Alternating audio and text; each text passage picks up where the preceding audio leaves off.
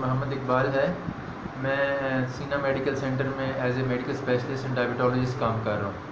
تو آج کے حالات کے بارے میں ہم بات کرتے ہیں کہ آج کل پوری دنیا کے اندر ایک وبا ہے, بیماری جس کو ہم کرونا وائرس کی بیماری کہتے ہیں. تو اس کے اندر ہم نے یہ دیکھنا ہے کہ یہ بیماری اصل میں ہے کیا. یہ بیماری بیسکلی ایک بنیادی طور پہ ایک وائرس کی وجہ سے ہے, تھوڑا سا جراثیم ہے جو کہ نظر بھی نہیں آتا اور اس کو ہم جاندار بھی نہیں کہتے. یہ انسان کی سانس کی نالی میں جاتا ہے اور وہاں سوجن پیدا کرتا ہے, اس کے ساتھ نمونیا اور دیگر مسائل کھڑے ہو جاتے ہیں. تو اس سے ہم دیکھیں ابھی تک اس کی کوئی ٹریٹمنٹ تو نہیں آئی, نہ کوئی دوائی آئی ہے, نہ ویکسین آئی ہے. تو اس کے ہم بچنے کے لیے ہمیں فی الحال یہ ہے احتیاطی تدابیر کرنی ہے. تو احتیاطی تدابیر یہ ہیں کہ ایک تو یہ ہے کہ ہم جہاں پہ گیدرنگ ہو, بہت سارے لوگ اکٹھے ہوں, وہاں پہ نہ جائیں.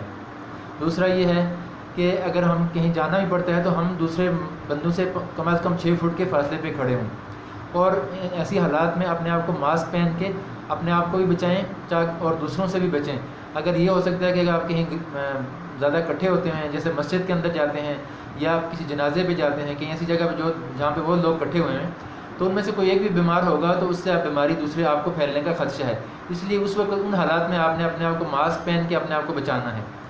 اب اس کے ساتھ ساتھ جس بندے کو بھی چھوٹا نزلہ زکام, فلو اس طرح کی چیز ہو جاتی ہے تو کوشش کریں گھر کے اندر ہی رہیں, غیر ضروری طور پہ باہر نہ جائیں, اور ہر چھوٹے معاملے پہ ہسپتال میں بھی نہ جائیں. ہسپتالوں کے اندر بھی چونکہ بہت سارے لوگوں کا رش ہوتا ہے اور وہاں پہ ان کی وجہ سے جراثیم پھیلنے کا خدشہ ہوتا ہے. اور ایک اور بات بتاؤں کہ ضروری نہیں ہے کہ جس بندے کو کرونا وائرس کا انفیکشن ہے اس کو کوئی علامات بھی ہوں. تقریباً 80% لوگ ایسے ہوتے ہیں جن کو کوئی علامت نہیں ہوتی, اور وہ دوسروں کو, خود تو ان کو کچھ نہیں ہوتا لیکن وہ دوسروں کو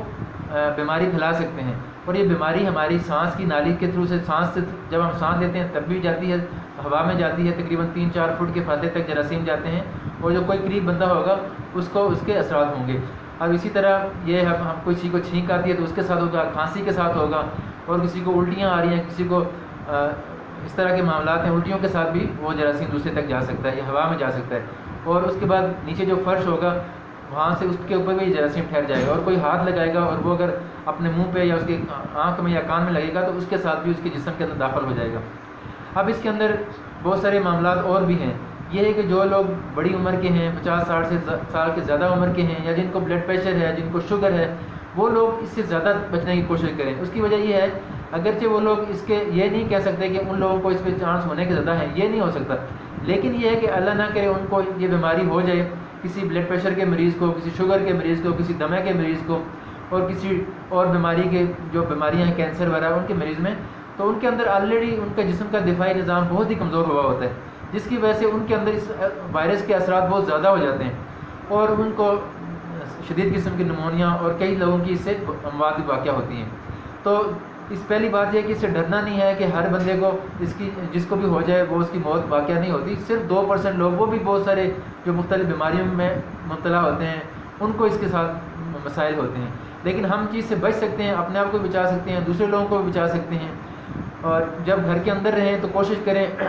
کہ اگر کسی کو کوئی تھوڑی بہت نزلہ زکام بھی ہو تو وہ دوسروں کے سامنے کھانسے نہیں, اور اگر اس کے ساتھ ماسک ہو تو ماسک پہن کے رکھے, اگر نہیں ہے تو وہ ٹشو کا استعمال کرے, اس کو فوراً ڈسکارڈ کر دے, اور تاکہ اس کا جراثیم دوسرے کو نہ جائے. اسی طرح اگر اس کو کھانسی آ رہی ہے تو وہ کونی ایسے کر کے اس کے اوپر کھانسی کرے, اور اس کو بہت سیریسلی لیں. لوگ آج کل اس کو مذاق سمجھتے ہیں کہ پتہ نہیں کیا مذاق بنایا ہوا ہے, لوگ ادھر کی باتیں کرتے ہیں. اب ہسپتالوں کے اندر آتے ہیں تو میں سب سے پہلے یہ آپ سے ریکویسٹ کروں گا کہ کوئی بندہ ہسپتال کے اندر آتا ہے تو وہ ہسپتال کے اندر آنے سے پہلے, انٹر ہونے سے پہلے اپنے ہاتھ کو اسٹیریلائزر سے صاف کر لیں, اور پھر اس کے بعد جو ہے وہ ماسک پہن کے اندر آئیں, کیونکہ ہسپتال کے اندر ہر طرح کے لوگ آتے ہیں, کوئی نہ کوئی جراثیم کسی کے ساتھ ہو اور وہ آپ کو وہاں سے کیچ کر لے, اور ایک بیماری آپ سے جان چھڑانے کے لیے آئیں, اس کے ساتھ دوسری بیماریاں لے لیں.